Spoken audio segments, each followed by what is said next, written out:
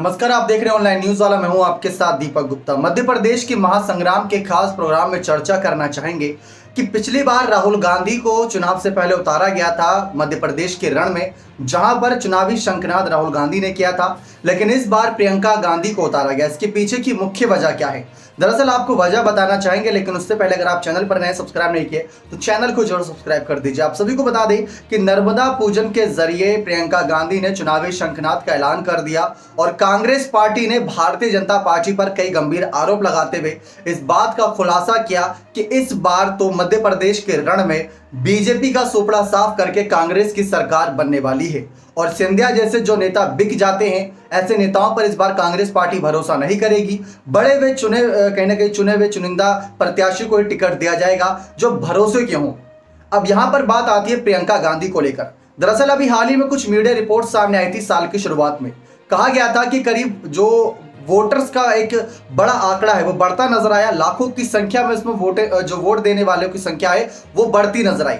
करीब करीब बताया जाता है कि मध्य प्रदेश में 5 करोड़ 40 लाख वोटर्स हैं, जिसमें से अगर देखा जाए 2 करोड़ 80 लाख करीब वोटर्स पुरुष हैं और 2 करोड़ 60 लाख महिलाएं हैं।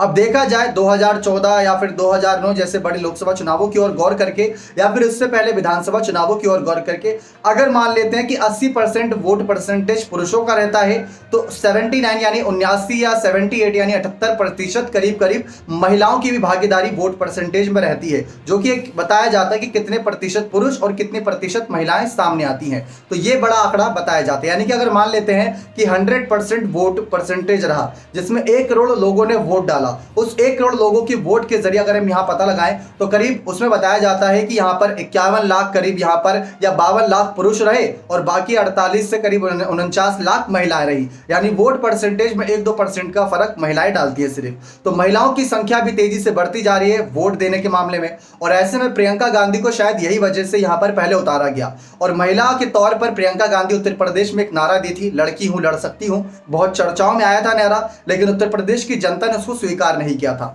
लेकिन इस बार जिस तरीके से शिवराज सिंह चौहान को मामा का दर्जा दिया जाता है, कहीं ना कहीं सभी महिलाओं के भाई बताए जाते हैं, महिलाओं का दुख दर्द समझते हैं, उनके लिए कई सारी योजनाओं का ऐलान करते हैं, कई सारी पीएम मोदी से जुड़ी योजनाएं हो या फिर राज्य से जुड़ी। तो ऐसे में वोट परसेंटेज पर सबकी नजरें बनी हुई हैं। तो जो वोट परसेंटेज बढ़ा उसमें महिलाओं की भागीदारी बताई जा रही कि बढ़ चुकी है। धीरे धीरे ये आंकड़ा अभी और बढ़ेगा जब तक चुनाव आयोग के द्वारा नतीजे साफ नहीं हो जाएंगे कि कितने करोड़ इस बार वोटर्स निकलकर सामने आएंगे, कितना युवा होंगे, कितने पुरुष, कितनी महिलाएं। तो वो सारी चीजें बाद में साफ होती नजर आएंगी। लेकिन प्रियंका गांधी को इस बार उतारा गया है राहुल गांधी से पहले, जबकि राहुल गांधी ने भारत जोड़ो यात्रा करी थी। भारत जोड़ो यात्रा काफी दिन तक रुकी थी मध्य प्रदेश में, और जितने भी दिन रुकी थी उतने दिन तक सिंधिया ने, शिवराज ने, सबने कुछ ना कुछ तंज कसे थे। तो वहां से एक चुनावी सरगर्मियां शुरू हो गई थी। कमलनाथ भी लगातार कई सारी बातें करते नजर आ रहे हैं। दिग्विजय सिंह ने साफ कह दिया कि जो पार्टी छोड़कर गई हैं वो मेरे रहते हुए तो कभी पार्टी में वापसी नहीं कर सकते। अब प्रियंका गांधी का अगर बयान देखा जाए, जो नेता पार्टी छोड़कर गए थे उन पर, उन्होंने कहा कि हमारी सरकार तो 2018 में ही बन गई थी, लेकिन कुछ नेताओं के बिकने की वजह से, कुछ नेता बिक गए थे, इस वजह से हमारी सरकार गिर गई। तो दूसरी तरफ भारतीय जनता पार्टी के नेता नरोत्तम मिश्रा ये कहते नजर आए कि जो लोग अपनी बनी बनाई सरकार नहीं चला पाए वो कैसे अपनी नई सरकार बना पाएंगे। अगर यही बयान उनका कर्नाटक चुनाव की तरफ लेकर जाया जाए, जब कांग्रेस और जेडीएस ने मिलकर सरकार बनाई थी कर्नाटक में, तो वहां पर से कुछ मंत्री, कुछ नेताओं ने साथ छोड़कर कांग्रेस और जेडीएस का बीजेपी की तरफ रुख किया था, बीजेपी की सरकार बना ली। लेकिन क्या हुआ? 2023 का चुनावी नतीजा देख लीजिए। कांग्रेस की सरकार बनी, वो भी बहुमत 136 135 सीटें, तो बहुत ज्यादा बहुमत आ चुका था एक तरीके से।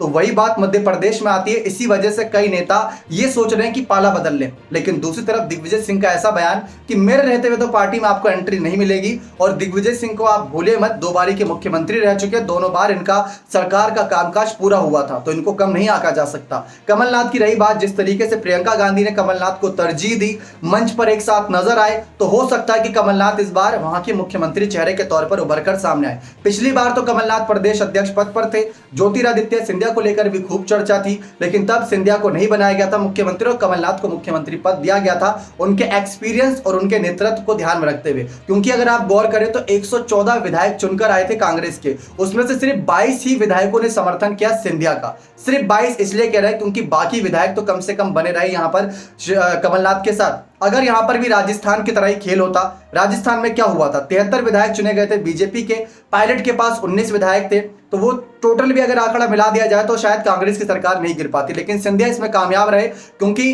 बीजेपी को 109 सीटें मिली थी 2018 के चुनाव में। तो इस तरीके से कांग्रेस पार्टी रणनीति बना रही है, धीरे धीरे ही सही प्रियंका गांधी को आए कर रही है, क्योंकि सबको पता है राहुल गांधी की सांसद सदस्यता गई भी है। अगर गुजरात हाई कोर्ट का फैसला आता है खिलाफ में तो राहुल गांधी को जेल भी जाना पड़ सकता है, और अगर समर्थन में आता है तो दोबारा सांसदी मिल सकती है। लेकिन दोनों कयास को ध्यान में रखते हुए प्रियंका गांधी को फ्यूचर कैंडिडेट बनाया जा रहा है कि अगर बाई चांस राहुल गांधी पर कोई मुसीबत मंडराती है, मल्लिकार्जुन खड़गे अध्यक्ष रहेंगे, तो ऐसे प्रियंका गांधी को आगे किया जा सकता है। हिमाचल में कहीं ना कहीं प्रियंका गांधी कदम शुभ बताए गए, क्योंकि उन्होंने पेंशन योजना जैसे कई सारे ऐसे मुद्दे उठाए जो वोटर्स की नस थे और उनको पकड़ती नजर आए, तो वो बहुत फायदा देता नजर आया। कर्नाटक में भी प्रियंका पहुंची थी पहले, तो वहां पर भी फायदा मिला। तो शायद कहा जा रहा है कि प्रियंका के कदम शुभ बताए जा रहे हैं। प्रियंका खड़गे, राहुल, सोनिया सब मिलकर रणनीति बना रही हैं। लेकिन शिवराज इतनी आसानी से जाने नहीं देंगे। शिवराज भी अपना खजाना खोल रहे हैं, एक के बाद एक कई ऐलान कर रहे हैं। पीएम मोदी भी है, दूसरी तरफ अमित शाह, जेपी नड्डा का एक्सपीरियंस भी उनके साथ है, ज्योतिरादित्य सिंधिया और उनके 22 विधायक भी साथ हैं। लेकिन वो भी एक मुसीबत है, क्योंकि कहा यह जा रहा है जब से सिंधिया बीजेपी में आए हैं तब से गुटबाजी का खेल ज्यादा बढ़ चुका है। 3 गुट बन चुके हैं। 3 गुट में एक बताया जाता है जो बीजेपी के साथ है, दूसरा शिवराज के साथ है, तीसरा सिंधिया के साथ है। जी हाँ, जो बीजेपी के साथ है उनको ये भरोसा है कि हमारा काम अच्छा है और बीजेपी हमें टिकट दे देगी। जिनको लगता है कि हमारा काम थोड़ा अच्छा नहीं है लेकिन शिवराज के साथ हम पिछले कई सालों से रहे तो शिवराज हमें टिकट दिला देंगे।